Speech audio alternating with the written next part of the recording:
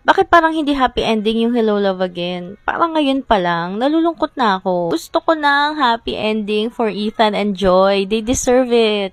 Hi guys, this is Anarina TV. Nag-teaser drop na nga ang pelikulang Hello Love Again starring Catherine Bernardo and Alden Richards. And based nga sa trailer, I'm quite sad about it. Ang bigat kasi ng pagkakasabi ni Catherine do ng Joy is gone. Tapos yung mukha ni Alden, ang lungkot parang nang lumo. Sad girl na nga si Joy sa Hong Kong. Sad girl pa rin siya sa Canada. Parang pasa niya pa rin ang problema ng buong daigdig. Tapos yung theme song pa nila nakaka-emo. Ano na?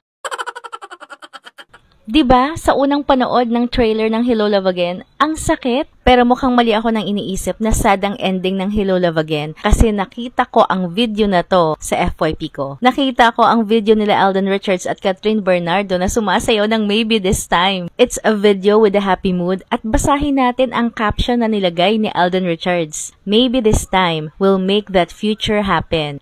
O diba, ang hopeful ng dating, kaya tingin ko, happy na ang ending nitong Hello Love Again. At mas lalo pa akong naging hopeful kasi may mga nag-comment sa una kong video na happy ending nga daw. At may nag-comment pa na may wedding scene. At kung meron ngang wedding scene, parang kagagaling lang nila Catherine Bernardo at Alden Richards sa honeymoon nung ginawa nila ang video na ito. I mean nila Ethan at Joy.